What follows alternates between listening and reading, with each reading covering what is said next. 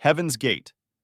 The leaders of the American cult known as Heaven's Gate claimed to have seen visions of the world's end occurring in the 1970s. Established in California, this cult achieved prominence for its conviction that aliens or extraterrestrial life forms were superior living forms that might bring about eternal redemption. The founders claimed that there would be an apocalyptic catastrophe on Earth and that aliens would save the cult members' lives by bringing them aboard their spacecraft, where they would be able to attain immortality. The cult was active for over 20 years until 1997, when the Hale-Bopp comet's arrival led to the members' belief that the planet was about to end. Whatever appeared to be a drug and alcohol-fueled rave celebration turned into a mass burial when 39 members of the cult decided to commit suicide. Following the comet, the fanatics thought it was time for them to leave their physical bodies and be taken aboard the extraterrestrial spaceship, Aum Shinrikyo.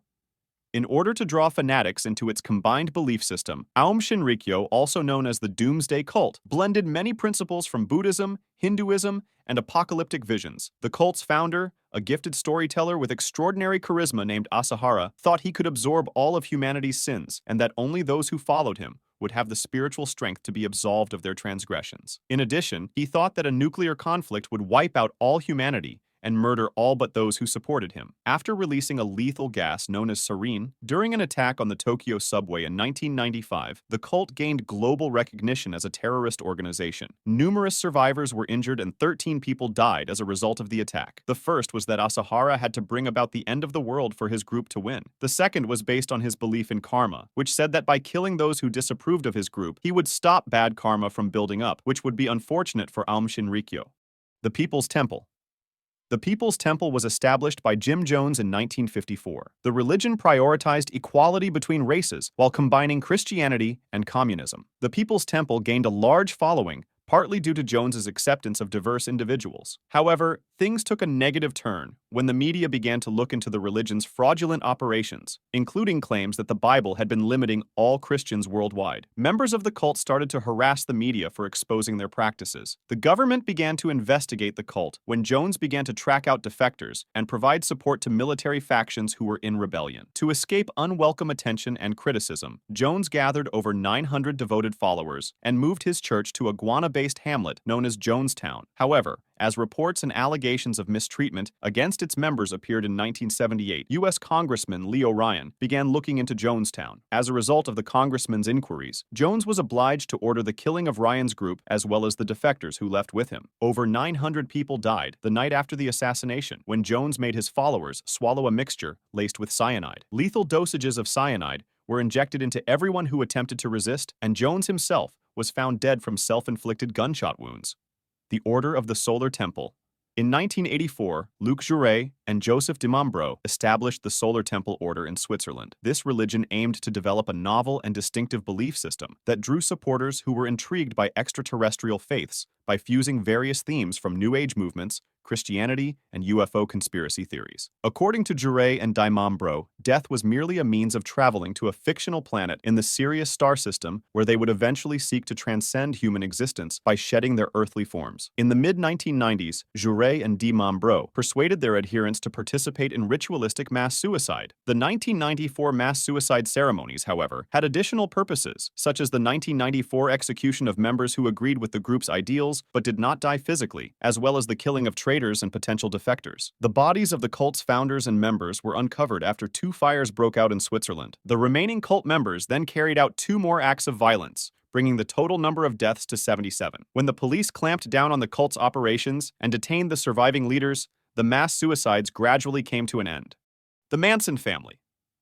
The Manson family was a gang created by struggling singer Charles Manson, who had cultist views based on the hip pie culture that was popular at the time. The family members were mainly young women drawn to Manson's captivating ideas, and they led unusual lives and utilized psychoactive substances like LSD. Manson was a believer in a horrific doom scenario known as Helter Skelter, in which black and white people engaged in violent combat. There have been rumors that Manson ordered his followers to commit a slew of killings in 1969 because they believed in the Helter Skelter. The most well-known victim of their own was the actress Sharon Tate. Manson believed that Tate's passing would escalate tensions between the black and white populations, and that she would help him realize his prediction of a race war. Manson was found guilty of murder and conspiracy for encouraging the string of killings, even though he was never involved in the crimes. He spent his time in and out of jail until 2017, when, still serving his sentence, he passed away from cardiac arrest at the age of 83. The movement for the restoration of the Ten Commandments of God.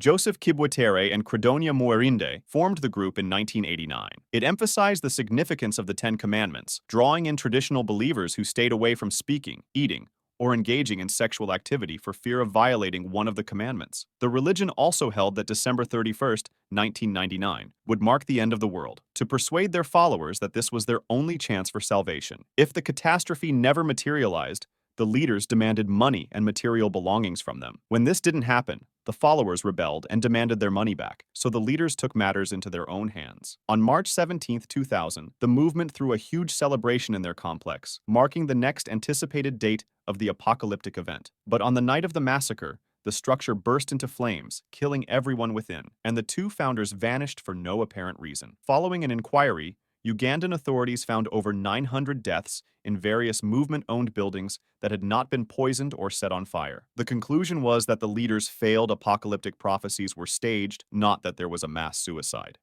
The Children of God. When David Berg created the Children of God movement in 1968, it was initially a Christian evangelical organization, but Berg soon began to interpret the Bible according to his interpretation. The offbeat lifestyles that society disapproves of, such as communal living, free love, and a great deal of sex, were adopted by God's children. At its height, the group had tens of thousands of members, the majority of whom were young people drawn to the group's openness to sexuality. Meanwhile, members of the group exploited sex as a way to recruit new members, giving rise to the term charming fishing. But when the cult's methods were eventually exposed to the general public, accusations of abuse and exploitation against the group's members surfaced, along with criticisms of the group's activities. The cult changed its name to the Family International, or TFI, after undergoing a number of internal changes and abandoning its controversial practices in an effort to shed its Niga image. It started enforcing regulations to shield its younger members from being taken advantage of, and flirtatious fishing was also banned. Though this group still embraces sexuality and claims an intimate relationship with Jesus Christ, its newest teachings portray its members as warriors in the spiritual conflict between good and evil. Although this cult is still active today, its former level of support has diminished. The Ant Hill Kids. In 1977, Roch Thériault founded the Canadian organization known as the Ant Hill Kids. Roch encouraged people to resign from their employment and move in with him in a community where they could hear his lectures and live a sinless life by using his claims to be a divine authority figure. However, rather of being a cohesive and harmonious community, the cult devolved into a hellhole. Roch felt that the most effective means to purify a person's body and soul were through cruel rituals like genital mutilation and amputations, which he ordered his members to undertake. Additionally, he started to act more and more like an authoritarian, controlling every part of the members' lives and requiring them to submit to him without question. When reports of physical and psychological torture, as well as even murder, emerged in the 1980s, the authorities became aware of the cult's operations. This resulted in Roch's arrest and imprisonment in 1989, when Matthew Gerard, a cellmate of Roch's, fatally stabbed the former cult leader in jail in 2011. He turned into the severe hand of justice. Matthew had nothing to lose by even confessing to his crimes to the prison authorities immediately after committing the act, because he was already receiving a life term for his prior offense. NXIVM.